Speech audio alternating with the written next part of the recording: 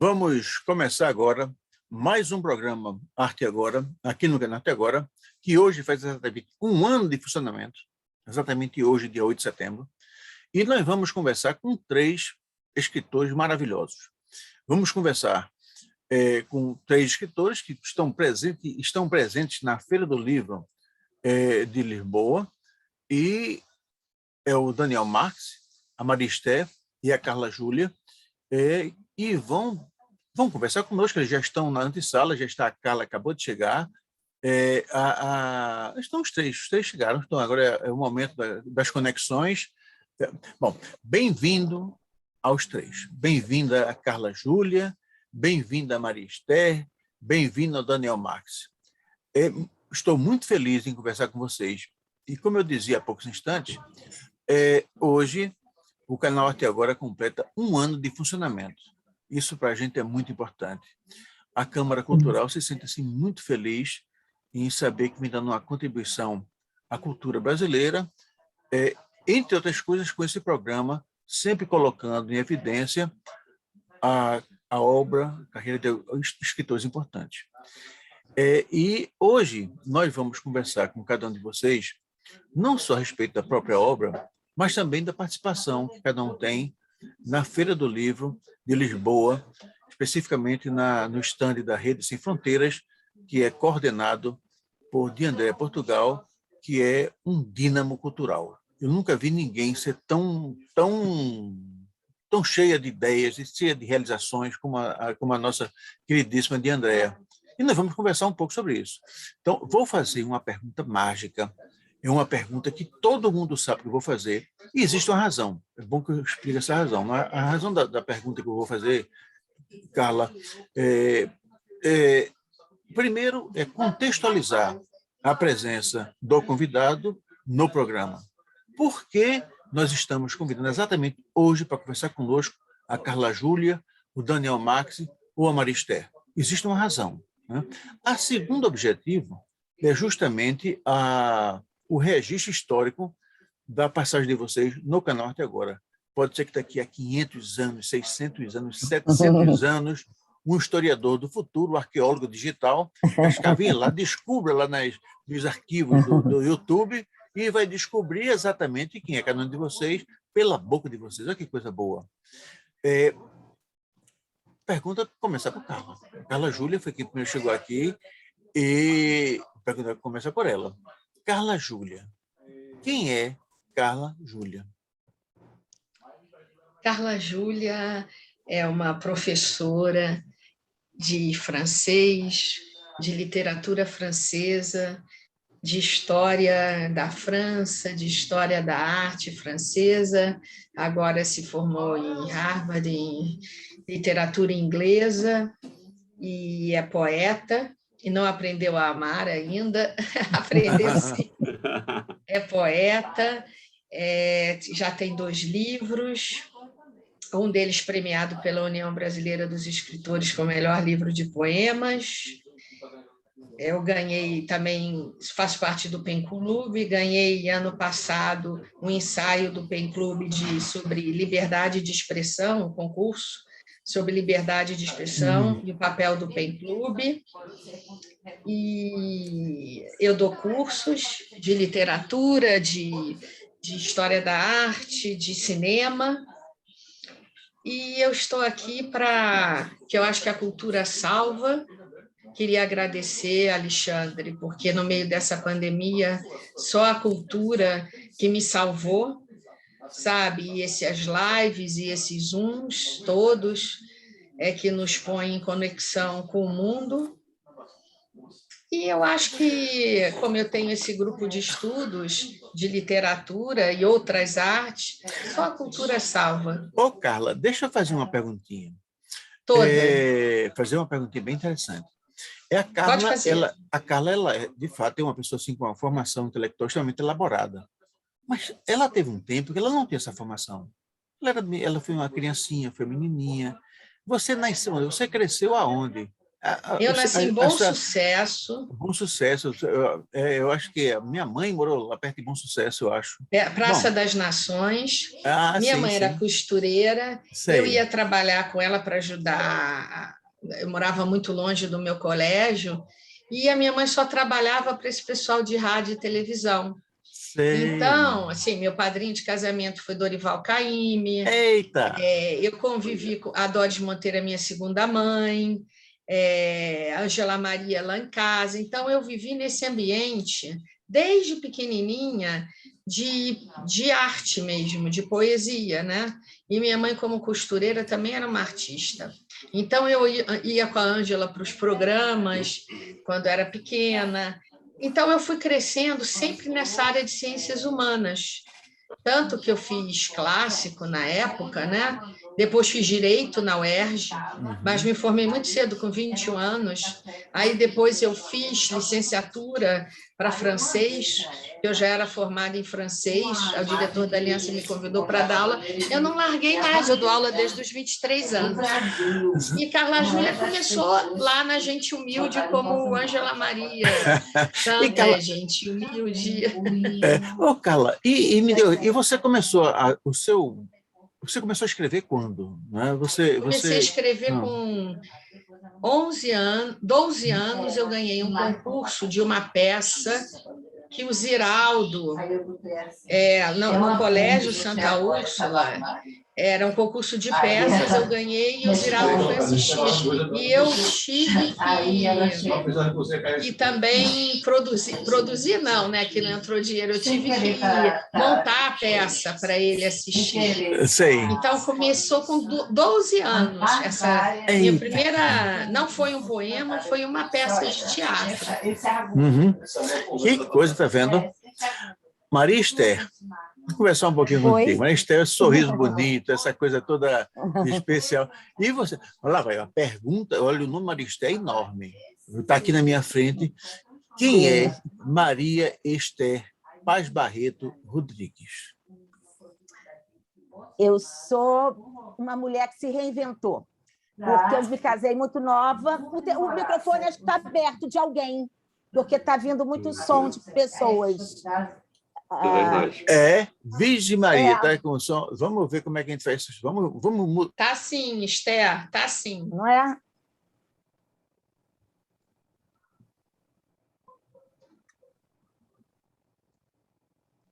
Tá vazando barulho de alguém.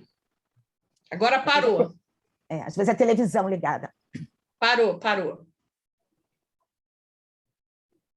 Só que agora o Alexandre cortou o microfone, Alexandre. A pergunta está no ar.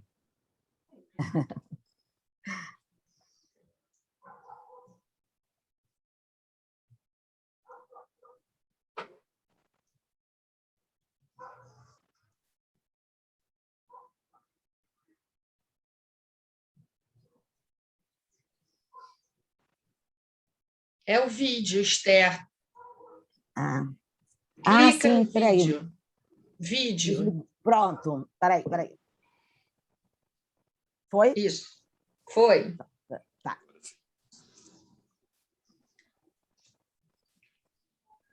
Há uma pergunta no ar. Sim. Essa pergunta de respeito é exatamente a nossa queridíssima Maria Esther. Vou repetir a pergunta. É uma pergunta muito longa, muito longa. E a resposta vai ser mais longa ainda. Quem é Maria Esther Paz Barreto Rodrigues? Eu sou uma mulher que se reinventou, porque eu me casei muito nova, com 19 anos, tive 3 filhos, morei fora, morei no Canadá, morei na Inglaterra, e tinha uma vida que eu gostava muito, mas eu não trabalhava, né? Me dedicava à família. E depois me separei, depois de 22 anos de casada, aí comecei a trabalhar como produtora cultural e fui indo. E um dia, um pouco antes do meu pai falecer, a minha família é de jornalistas, é de escritores, então eu criei um ambiente lendo muito desde criança, que são os Rodrigues. E aí o meu pai disse: minha filha, você está pronta? Escreva um livro, coragem. E faltava um tema. Então, meu atual marido, eu estou casada há 18 anos com o segundo marido, ele foi conselheiro econômico na nossa Embaixada do Brasil em Moscou, durante 20 anos no total, 64 a 90. E ele sempre me contava as histórias lá de Moscou. E um dia eu estava na livraria da Travessa e a minha mãe estava com problema de pressão, nada demais, mas precisou passar a noite no hospital. O médico me ligou e disse: não, leva para o hospital, para emergência, para tomar soro, enfim, tomar um remédio. E eu falei para o Bertal: vamos comer um sanduíche, porque eu acho que eu vou passar a noite no hospital. Como passei. E aí, conversando, ele me falou um ditado georgiano: para que serve o caminho se não leva à catedral? Eu falei: que interessante, é um objetivo, é um ideal. E ele disse: não, é a Revolução de 17. Nossa, aquilo me bateu, foi um insight que eu tive. E aí, de 4 às 6 da manhã, que ninguém entra, nem uma enfermeira, nem um médico, eu peguei meu caderninho, minha caneta e praticamente eu estruturei o primeiro capítulo. E aí fui embora, né? E aí, quando eu acabei, porque eu comecei a entrevistar muito o Obertal, foram 2 anos de entrevistas, e quando acabei, eu mandei para a primeira editora, Ima Editorial, que eu vi no jornal que ia lançar novos escritores. Aí eles me responderam, disseram: o seu livro tem muito potencial, é muito interessante, você quer ser a primeira de um projeto novo, crowdfunding? Eu falei: quero, eu não sabia o que era, mas eu disse: sim, claro. E aí, a Ima Editorial, o Júlio Silveira, o editor, ele colocou no site da editora o primeiro capítulo. E se as pessoas gostassem, iam comprando. Elas compraram, em 10 dias eu fiz R$ 5.040. Aí eu falei: nossa, porque não vai ninguém na fila, né, na noite de autógrafos. Pois foram 3 horas e meia de fila. Foi muito emocionante. Foi muito lindo. E aí uma coisa vai puxando a outra. Um dia fizeram uma homenagem ao Nelson Rodrigues, que é meu tio, meu padrinho, irmão do meu pai. E aí, lá em Copacabana, na Praça Iangá, que tem a estátua dele. E aí me chamaram para ir. Eu fui conhecer a de Andréia e eu falei Rio de Nelson, né? Então, falei bastante dele, porque a obra dele está toda calcada no Rio de Janeiro. Ele é pernambucano, mas veio com 4 anos para o Rio e se apaixonou pela cidade. Então, cada capítulo, qualquer de livro, crônico, o que for, vai. Porque eu entrei na rua tal, na galeria tal, Poente do Leblon, então, Campo Santana, paixão total. E aí ela gostou muito de mim, me convidou para ir para a GEB do Rio de Janeiro, e da GEB do Rio de Janeiro eu fui indo para outras academias também. Também comecei a participar de concursos, começaram a me chamar, até que eu fui subindo o pódio, um pódio aqui, outro pódio ali. Então, isso está me dando muita, muita alegria, né? E aí a gente vai entrando nesse, como é que se chama, nesse mundo da literatura. E hoje eu tenho um quadro no programa lá da Rádio Bandeirantes, do programa da Vilma Guimarães, A Voz da Mulher, Debates Quentes, que é Encontro com a Cultura. Então, toda semana eu falo de um escritor. Isso está me enriquecendo muito, me abastecendo muito, porque são vidas interessantérrimas.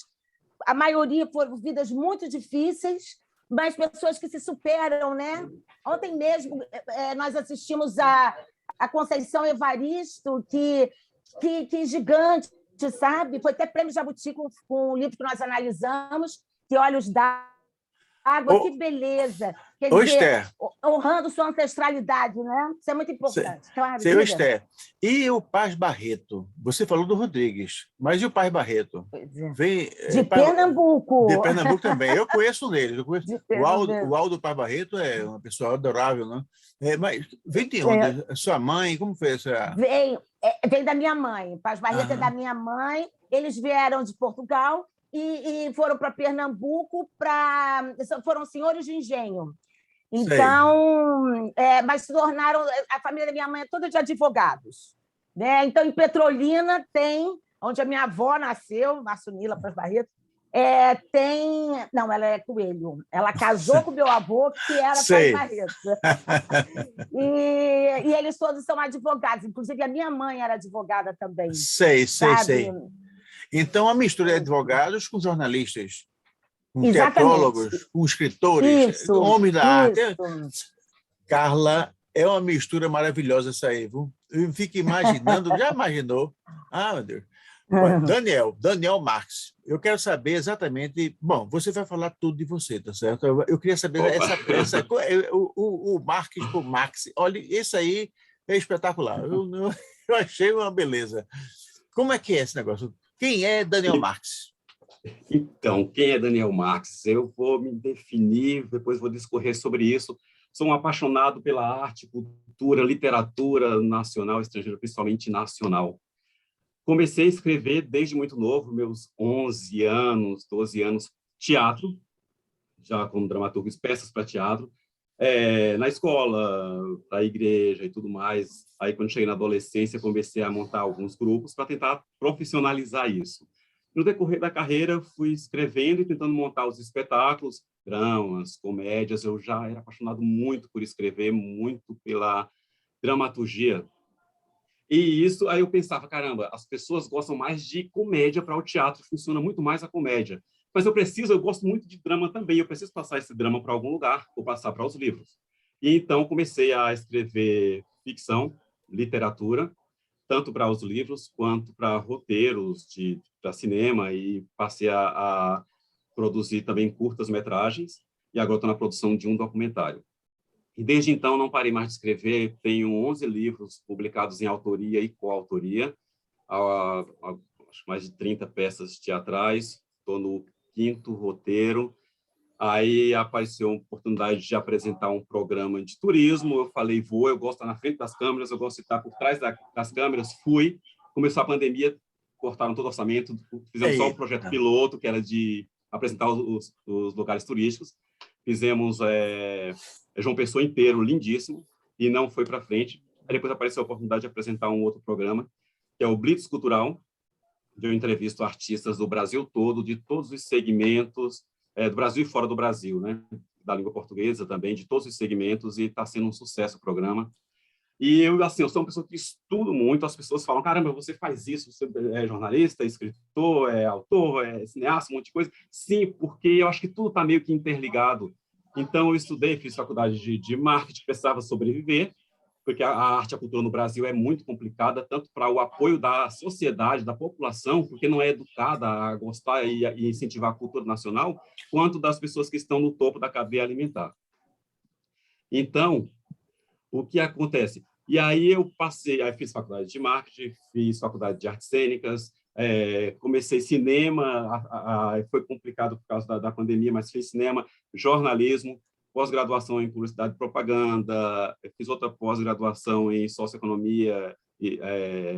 Então, assim, estudo para mim é uma coisa que eu quero levar para o resto da vida, não quero parar de estudar, é algo que eu gosto muito, e tudo isso me enriquece para quando eu estou escrevendo, pesquisando e fazendo todos os meus trabalhos. Então, basicamente, esse é o Daniel até aqui, nesse primeiro capítulo.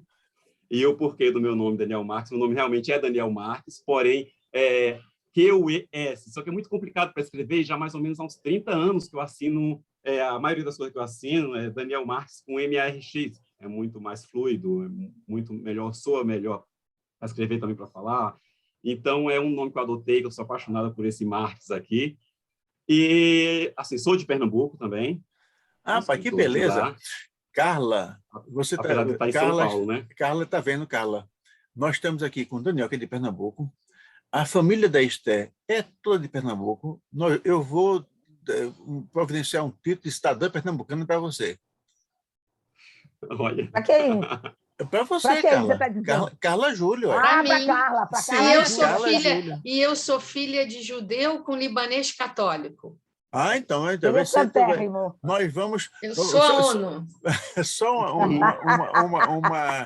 uma coisinha, a gente vai voltar para o Daniel na sequência, mas só para contar uma história. Eu sou um grande contador de histórias.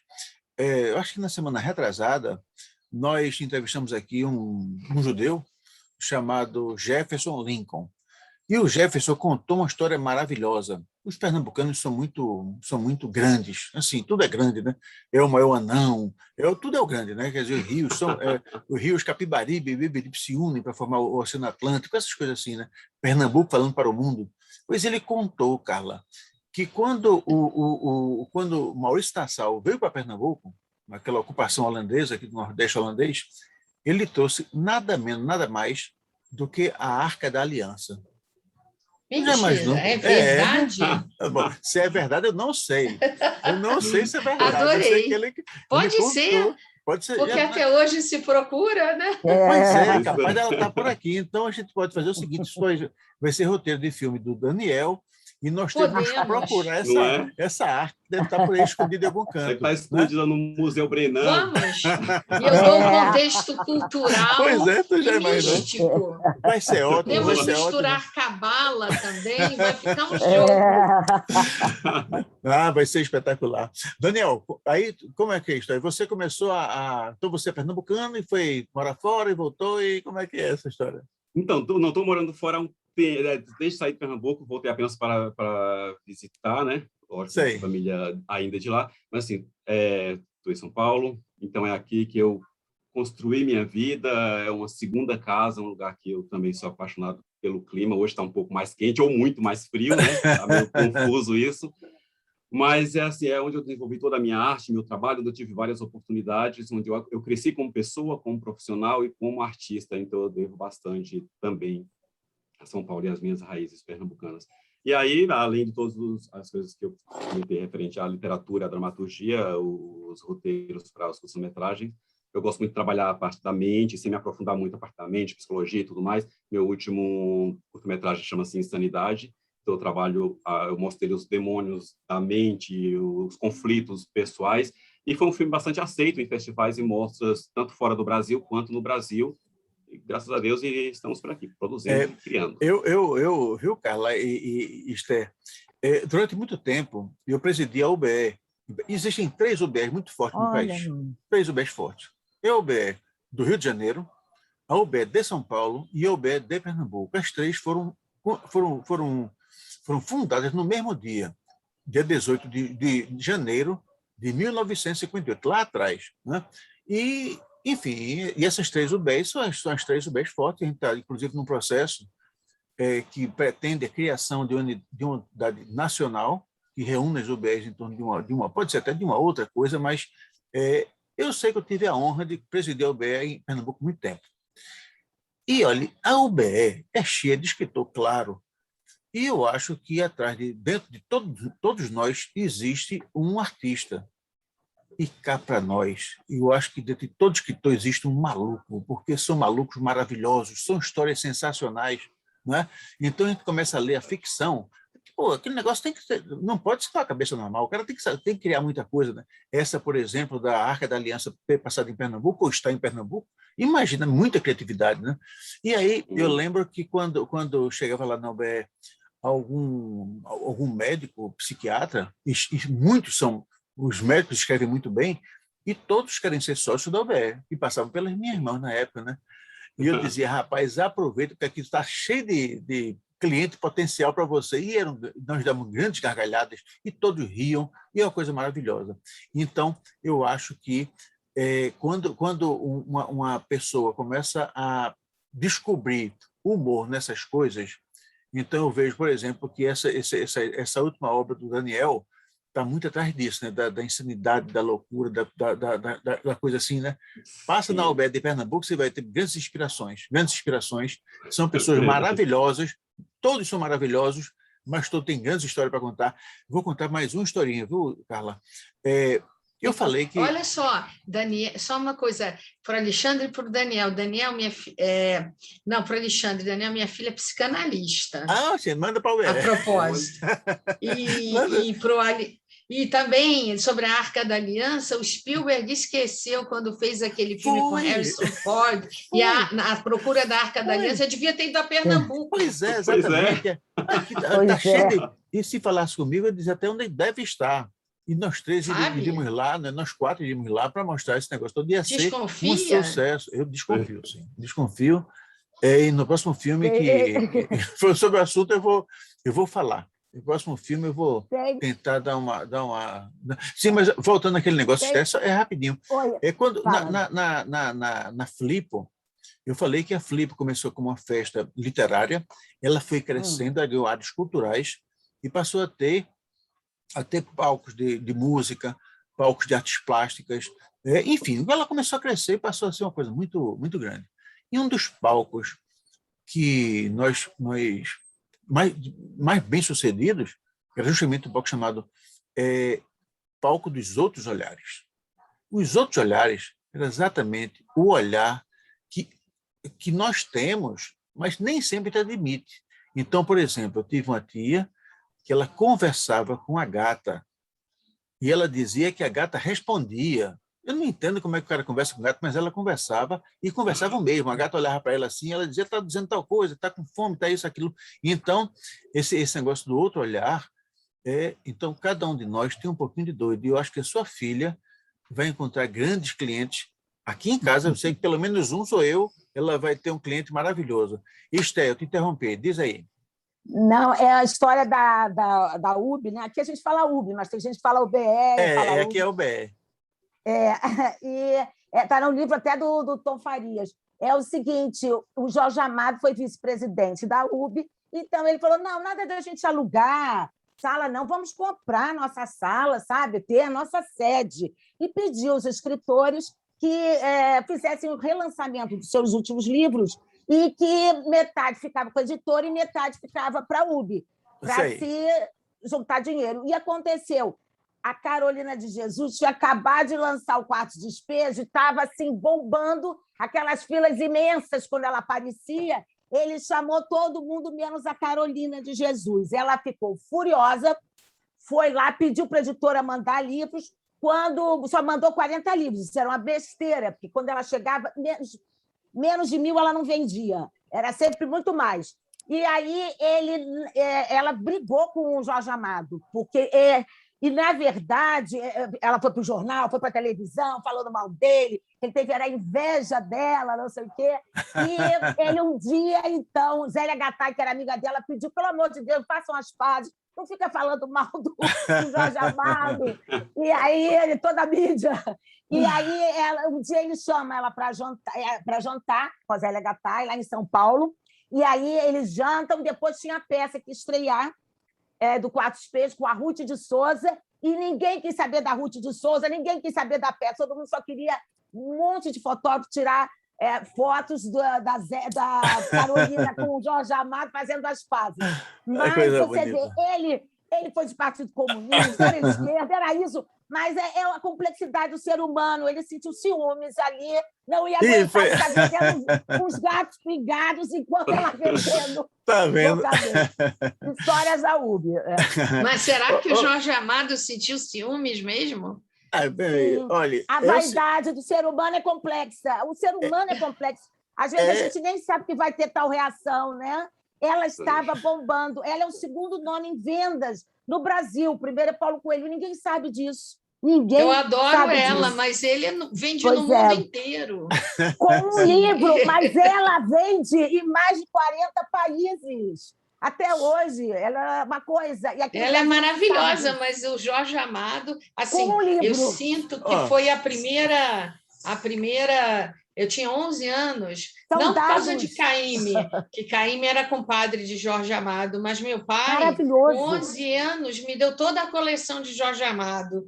E eu acho... Ela vendeu mais do que ele com todos esses livros, para você ver como ela vende até hoje. É incrível. Será que isso é motivo de ciúme? Sei lá. Não sei, quem sabe. Complexidade do ser humano. Quem sabe? Tem reações que a gente nem sabe, né? É verdade. Assim, né? E, na realidade, se não tinha ciúme, vamos admitir que tinha. A gente está aqui, nós somos escritores, nós temos a liberdade poética. A gente coloca a cara ali assim em Pernambuco e imagina ciúme lá no baiano, no outro baiano. Mas, Carla Júlia, diga. Eu queria que você tenha... O seu nome é um nome assim, que dá um peso muito forte às coisas que você participa, né? Por conta do seu currículo, por conta da sua formação e tal. Como é que é a sua participação nessa feira Na feira? Na Feira de Lisboa. O que é que você sente assim, estar na Feira de Lisboa? É uma coisa interessante, né? Eu estou com 2 livros lá, né? 2 livros solos, esses 2 aqui, esses 2. Uhum. Eu já estou fazendo Alma mais Nua. 3 livros. Ano que vem eu vou entrar com uma autoficção histórica, mas aí já é prosa. Vou também fazer um livro de ensaios. Esses seus aí estão na feira. Sim, mas são poemas? Esses são poemas. Estou lá na feira com os dois ensaios que eu fiz para a UB, um sobre Albert Camus e outro sobre... Eu me esqueci. São 2 ensaios, sim, são 2 livros. Também estou com a Antologia da Feira das Beiras, um ensaio que eu fiz sobre uma grande pintora portuguesa que fez parte, veio para Santa Teresa na época do movimento simbolista, amiga de Cecília Meirelles, Murilo Mendes, Maria Helena Vieira dos Santos, que é uma das maiores pintoras de Portugal. Eu também participei do lançamento lá. E também vou, na sexta-feira, 13h, fazer uma palestra sobre Alexandre o Grande e sua influência na literatura. Eu nem sabia. Eu não sabia que o Alexandre, a influência dele é por ele próprio, por aquilo que ele representa. Como é que é? Alexandre o Grande, ele foi educado por Aristóteles. O pai dele, Filipe, contratou. Até isso eu sei, até isso eu estou sabendo. Sim, ele leu Homero todo. E ele dormia, durante seus 13 anos de campanha, ele dormia embaixo do travesseiro dele, nas campanhas, né, que ele nunca mais voltou, ele dormia com um punhal, uma caixa, eu não sei se foi de Heródoto, uma coisa assim, e dentro da caixa a Ilíada de Homero, porque o ideal de Alexandre o Grande era ser Aquiles. Aquiles, quando ele leu, não a Ilíada, ele não queria ser Odisseu, ele não queria ser Ulisses, ele queria ser Aquiles. E ele tomou para si... Vocês viram aquele filme 13 de Esparta, das Termópilas? Eu acho que eu vi. Espartanos defenderam a entrada da Grécia, só 300, sim. Aliás, os 300, e ele queria vingar aquilo. Essa era a desculpa dele. Vamos pensar com a cabeça do homem antigo. Então, ele queria vingar. O Trump fez isso também. O Trump não, o Bush fez isso. Quis vingar os americanos, foi lá no... E o Afeganistão pagou o pato, coitado. Lembra disso, hein, Daniel? Exatamente. O Afeganistão e Iraque, depois que também nenhum outro presidente saiu do Iraque, até hoje. Agora que estragaram toda aquela região, todos eles, democratas, republicanos, disseram que iam sair, nenhum dos 3 não sai, não. Exatamente, Daniel. Exatamente. Mas Alexandre, o que ele fez? Em toda a cidade que ele fundava... até a Índia, né, que ele morreu na Índia, toda a cidade que ele fundava, ele não acabava com os hábitos antigos dos povos, como é normal um invasor fazer, mas ele misturava, ele fazia essa junção. E ele difundia a cultura grega. Quer dizer, o que é a cultura grega? Homero. Eu não quero falar muito para não tomar tempo dos outros participantes. Sim. Quem quiser assistir. Está bárbaro. A questão da Grécia é tão profunda que a Turquia não consegue entrar na União Europeia por conta da Grécia. E a Grécia ela vive problemas seríssimos econômicos.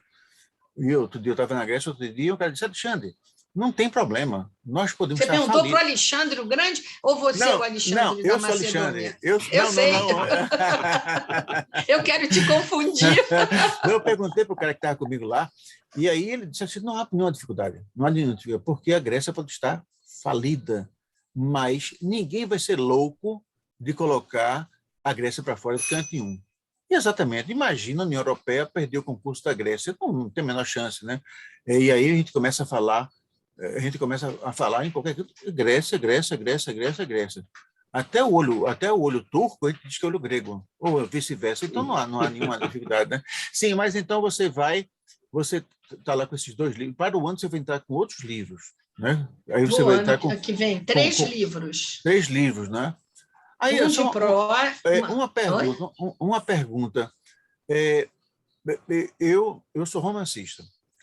E, eventualmente, aqui ou ali, eu escrevo um poema, porque a gente tem que escrever mesmo, né? Não, depois que a gente ganha essa classificação de escritor, você não tem como fugir das coisas, né? Então, pede para escrever uma coisa, eu vou entender. Então, eu tenho um único livro de poemas publicado, um único livro de poemas. Mas a estrutura mental do poeta é completamente diferente da estrutura mental do prosador. O poeta ele tem que ter uma capacidade de síntese muito grande, muito grande. Tem que dizer muito... Eu lembro, viu, Carla, que numa dessas provocações que me fizeram, queriam que eu fizesse um livro, um poema sobre o casamento. E eu pensei, depois de 3 meses, então saiu lá meu poema. O poema tem 4 versos. Um olhar, a paixão, voltar à prisão. Acabou o poema. Acabou o poema. Minha mulher, ela não gosta de ouvir isso, não, mas foi, quer dizer, a capacidade de síntese, tá certo? Tem que ter, mas a cabeça do prosador é outra, né? Ele tem mais tempo para escrever, tem mais espaço, tem mais... E aí, quando eu vejo assim, um poeta, uma poeta, né, que é o seu caso, né, dizer, não, eu vou participar com 3 livros, olha, eu fico tão entusiasmado, cara, tão entusiasmado, e eu já posso dizer para todo mundo que parou, eu vou lá em Lisboa só para estar pessoalmente lá no dia do seu lançamento. Mas, o Alexandre, assim, nas horas de tristeza, eu escrevo poesia. Uhum. E esses outros 2 livros são frutos das minhas aulas que eu dei, civilização, entendeu? Então, eu consigo, assim, separar esses ensaios, são todos sobre literatura. Quando eu dou aula, então eu preparo tanta aula que dá para fazer muitos ensaios. Mas o ensaio é um pouco diferente da prosa ficcional, não é?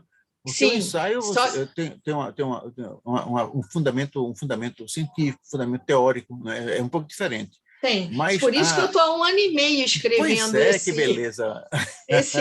esse romance histórico, essa autoficção histórica, né? Porque não é brincadeira, entendeu? Não. Eu faço e refaço, mas vou conseguir. Não é brincadeira. Brincadeira não. A gente tem que conversar ainda com a Maria Esther e com o Daniel, mas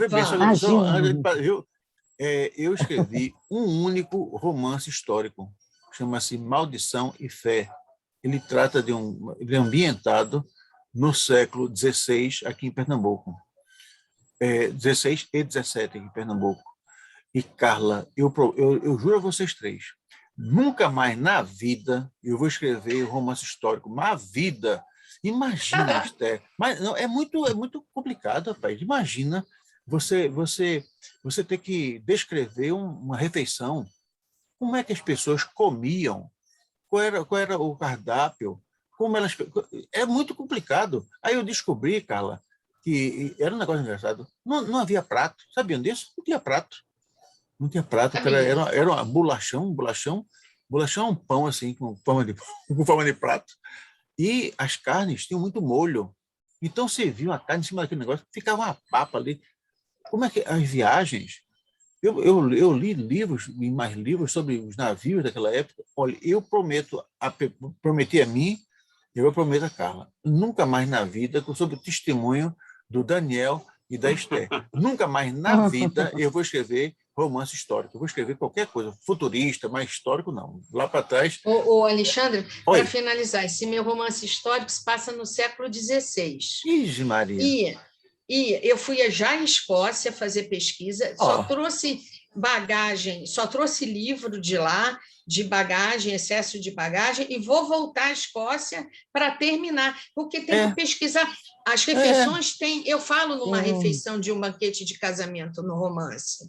Você tem que pesquisar a fundo aquilo para não falar besteira. Exatamente. O que as pessoas vestiam, o tecido, é muito... Olha, não, deixa essa tarefa com a Carla Júlia, que gosta do assunto. Eu já abandonei essa daí, eu já não quero saber mais disso, mas eu invejo a sua persistência, e, bom, já está Então, no próximo ano, em setembro, eu estarei em Lisboa para acompanhar na primeira página e bater palma para o lançamento dos seus livros.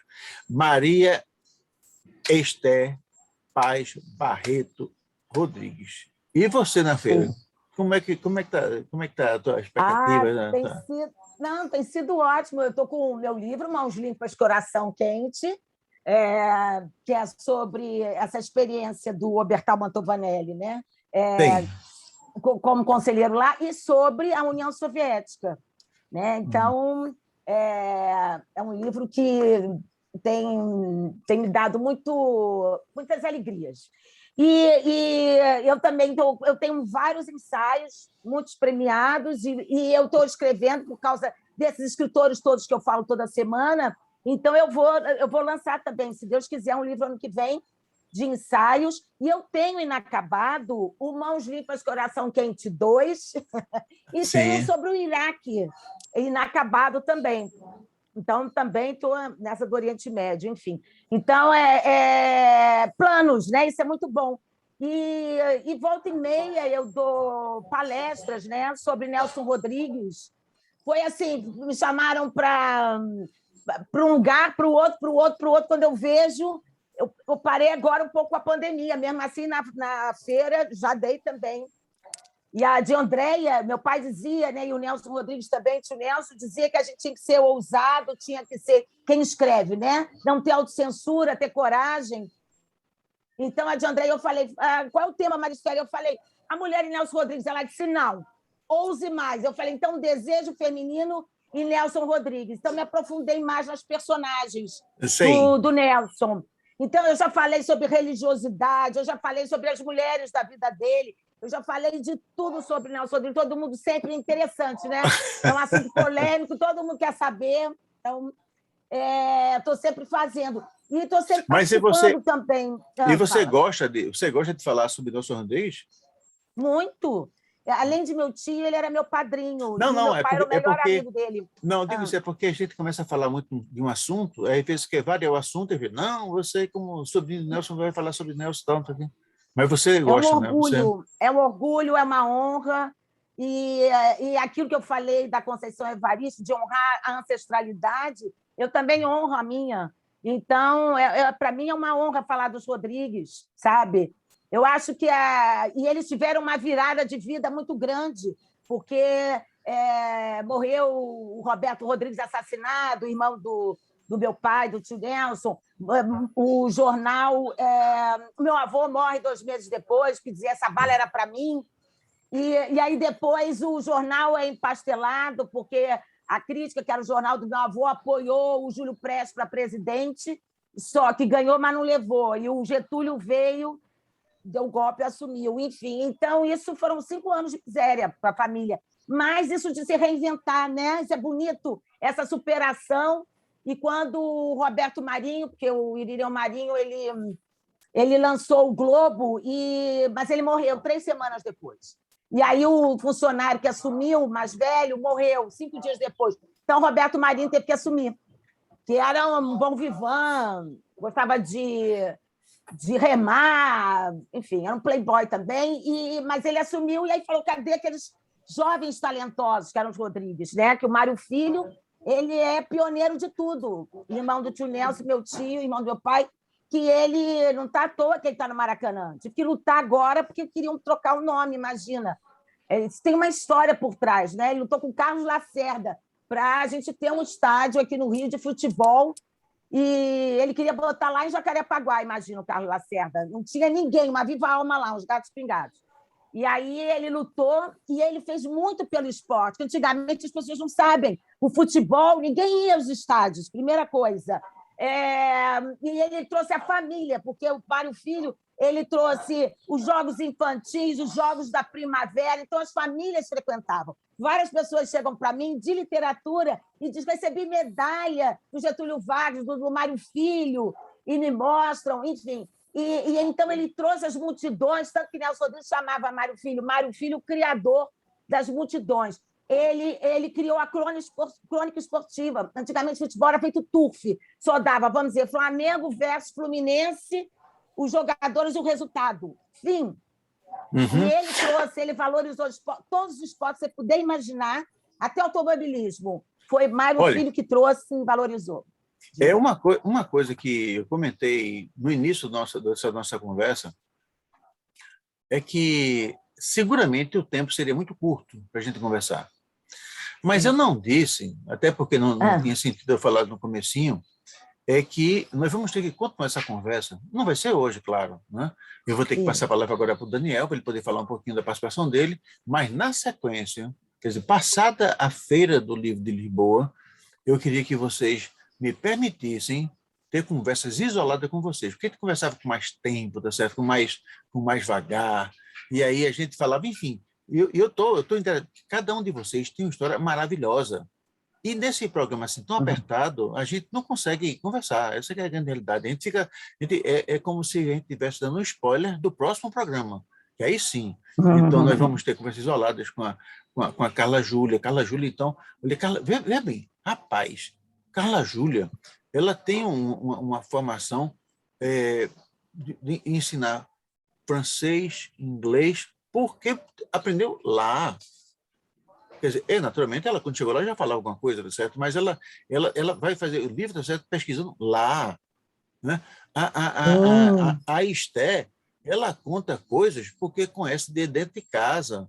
O Daniel, olha, esse Daniel, quando eu pegar Daniel sozinho, ele vai distinguir. Já deve ter esse Max aqui. Esse Max deve ter uma história muito longa por trás desse Max. Né? Mas, Daniel, e a tua presença lá em Lisboa, a presença na feira, como é que está? Como é que é o processo? Está gostando? Como é a tua expectativa?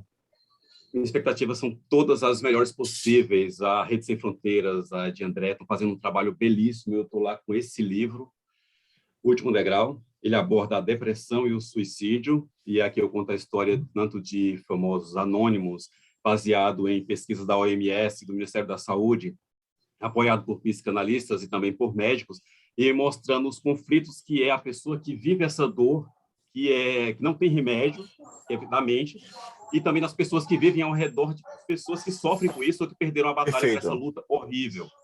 Então, esse livro eu estou na Feira de Lisboa. Como a gente faz para adquirir, Daniel?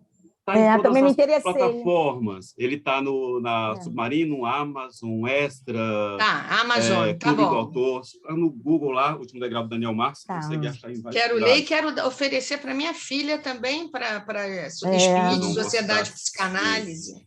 Precisa, é um assunto que é um tabu que ninguém gosta de falar, ou tem medo de falar e tem que ser quebrado, porque eu já falei até na palestra, 1 milhão de pessoas se matam por ano por causa de depressão. Então, é muita gente, é uma epidemia também mundial. As pessoas estão sofrendo a cada dia que passa. E fora esse livro, eu estou lançando um agora o próximo mês, chama-se Sou Adolescente, Minha Vida é uma Merda. E aí é ficção. E também, em janeiro, vou estar lançando um livro, uma biografia do artista plástico Ed Ribeiro, que, inclusive, é o autor dessa obra aqui. Linda, linda, linda. É um artista premiado no Brasil e fora do Brasil, no mundo todo. É uma belíssima obra, edição de luxo, capa dura, tudo bem bacana, com várias obras dele também. E a continuação da minha trilogia Anjo Maldito, que é uma coisa que vocês falaram, que historiador, que você falou, Alexandre, que não quer fazer mais esse historiador falar do cego. Eu também não quero mais escrever trilogia, meu Deus, pesquisar também assuntos contemporâneos em detalhes, principalmente meu livro que fala de crimes, de sociedades secretas e tantas coisas mais, dramas. Adoro! Então, eu também adoro. Caramba! Eu também adoro. É unanimidade. Bom. Então, é isso. Estou produzindo. O ano que vem já saiu outras obras. Esse ano não saiu o Adolescente, começo do ano a biografia do Ed, o ano que vem a continuação do Anjo Maldito. E já tem mais uns 13 livros já no gatilho para continuar aqui. É uma coisa, eu acho que o artista, né, ele tem que ser assim, muito corajoso. E corajoso não só porque ele de alguma forma, ele expõe um pouco de si, né? Eu não sou partidário daquela tese de que os personagens são um autor, eu não sei, eu acho que de alguma forma o autor ele se mostra um pouquinho, né? Ele pode até tentar se esconder, mas ele se mostra. Então, ele tem que ser muito corajoso para publicar, qualquer que seja a arte. Mas, além de tudo, ele tem que ser corajoso para se manter na arte. Não é se manter da arte, é se manter na arte. Porque mesmo aqueles que têm fontes de rendas que o sustentem, eles têm eu tenho que dedicar tempo, não é? Então, e é muito complicado. Eu cito sempre Esther e Carla e Daniel, a figura dos poetas cordelistas, que são os heróis.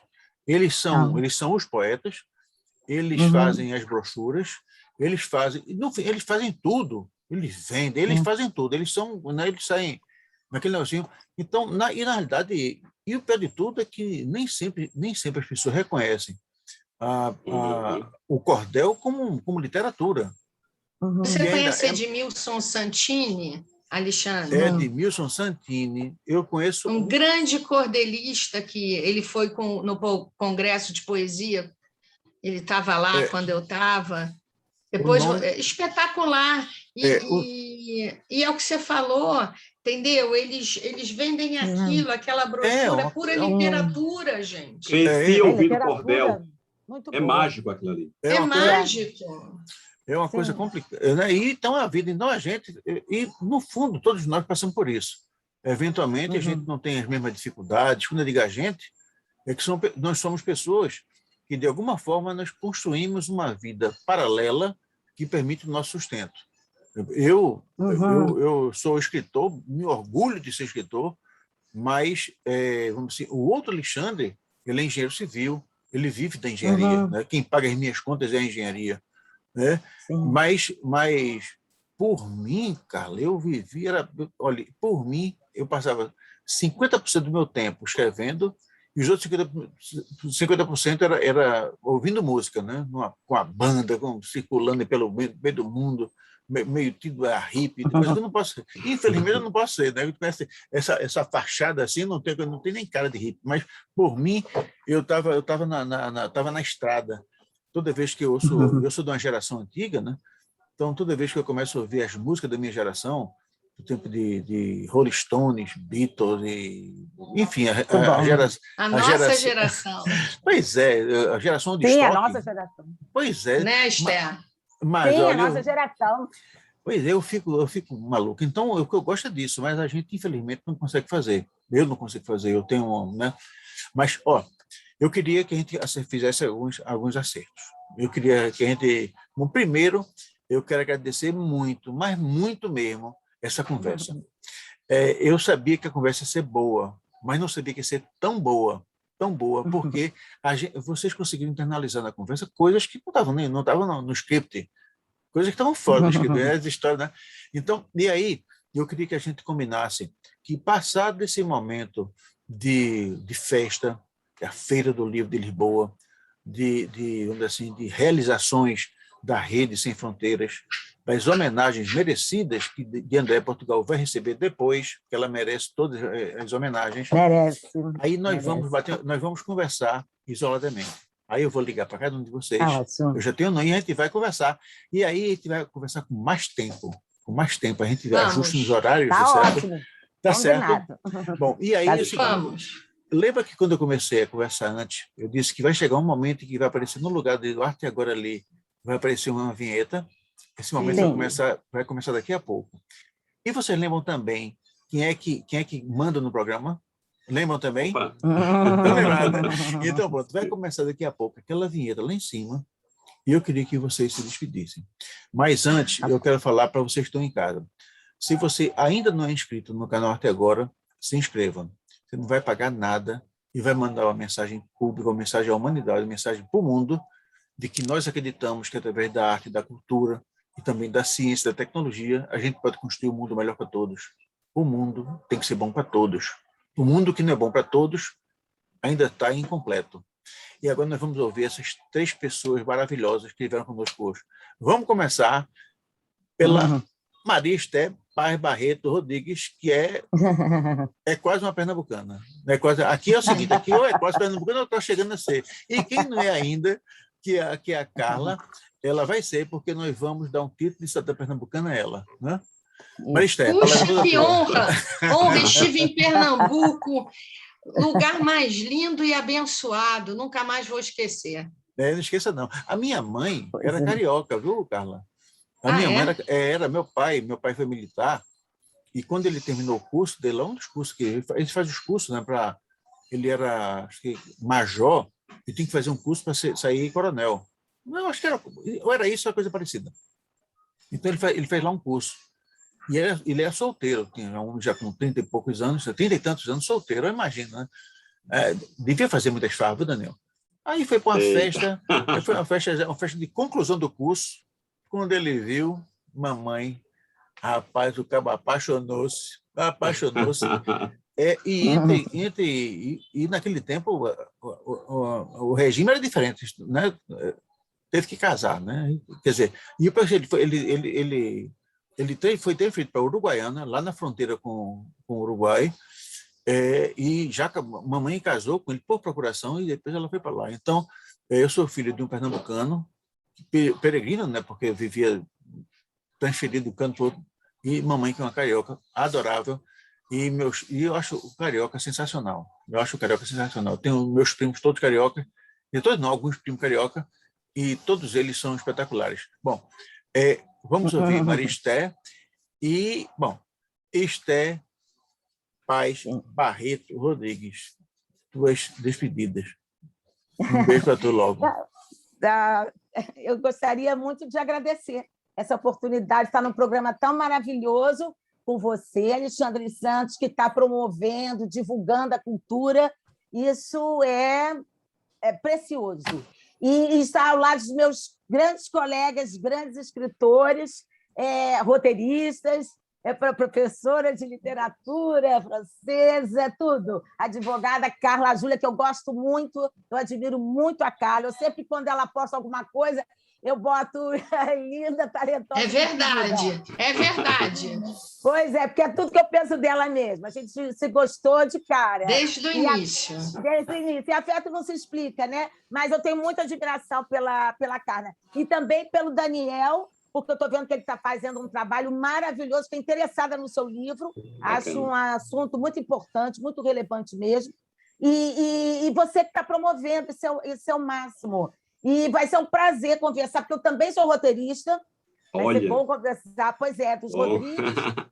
E estou com outro projeto lá na Disney. Enfim, porque eu fiz curso de roteiro avançado e oficina de novela. E acabei me saindo bem, né? Mandava assim, faço uma comédia escrachada, porque eu tinha feito comédia, eu nunca tinha feito muito menos escrachada, e todo mundo ria. Então, a gente descobre, com o tempo, talentos ocultos, né? Depois já escreve um sitcom, que é feito grande família, né? Começo, confusão, final feliz. E aí também, eu digo, bota aí uma tecnologia. Eu fui, mas olha, tudo quanto é roteirista da Telezoom, que é da Globo, diz, eu vou te roubar. Eu tive que registrar 2 vezes. Então, por isso que eu falei que eu me redescobri, eu me recriei, porque eu me reinventei. Porque é isso, você vai descobrindo uma coisa, vai puxando a outra, sabe? Então, eu estou fazendo várias coisas, isso é muito bom. Então, é só isso, para agradecer, e vou gostar muito de reencontrar com você, Alexandre Santos. Muito obrigada. Obrigado. Carla Júlia. Queria agradecer, foi muito bom esse papo, adorei te conhecer, Alexandre, adorei te conhecer, Daniel. Vou encomendar seu livro, que vai ser muito importante para os trabalhos da minha filha, principalmente para a Sociedade de Psicanálise. Estherzinha, eu já te conheço há muito tempo, afinidade mútua desde o primeiro dia, sabe? E eu só queria deixar uma coisa para vocês, uma pergunta: e se a literatura nunca tivesse existido? E se a história da humanidade tivesse sido apenas contada oralmente? O que seria da gente? Eu deixo isso no ar, porque eu acho que a literatura, como todas as artes, é o que nos salva. E, Alexandre, parabéns pelo seu programa. Obrigado. Entendeu? E que você tenha sempre esse dom. Tinha Ulisses e Odisseu, ele chegou a Ítaca, não por batalhas, mas porque ele tinha o dom de encantar com palavras. Eita. Entendeu? Então, que você chegue à sua Ítaca, Obrigado. meu amigo. Obrigada pela oportunidade. Obrigado. Adorei estar com vocês todos. Eu também. Daniel Max. Então, primeiro de tudo, agradecer a você, Alexandre, maravilhoso seu programa, Arte Agora, agradecer muito a Rede Sem Fronteiras, a de Andréia, E agradecer estar dividindo aqui o palco com essas pessoas ilustres, a Carla, a Marister, com histórias incríveis, que eu já sou fã, já estou seguindo vocês, ao Alexandre também, são pessoas maravilhosas, pessoas que eu quero para mim, são muito caras para mim a partir de agora, e deixar um recado para a sociedade: incentive, use e abuse da cultura nacional, ame os artistas nacionais e divulgue o máximo que conseguirem. E depois, ame a si mesmo e ame ao próximo. É isso que eu vou deixar, e um grande beijo a todos vocês. Bom, chegando ao final desse programa, e eu fico realmente com aquele gostinho de quero mais. E esse talvez tenha sido o propósito de reunir tanta gente boa, mas, como foi prometido, daqui a um tempinho nós vamos nos reunir de forma isolada, e cada dupla vai falar, né? Quer dizer, eu e mais alguém, nós vamos destrinchar a conversa de cada uma dessas pessoas maravilhosas. Um beijo, um abraço para todos. Até a próxima. Tchau, tchau. Tchau. Tchau, tchau. Obrigada. Obrigada. Tchau. Tchau. Tchau, obrigada. Tchau, gente. Tchau. Tchau, Esther. Tchau, querida. Muitos beijos. Bye, bye. Fica com Deus. Você também, querida.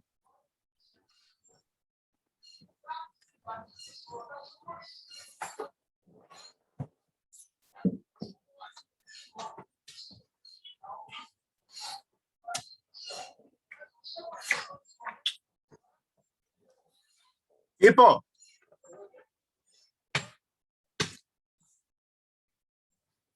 vem cá, filha tua. Vem cá.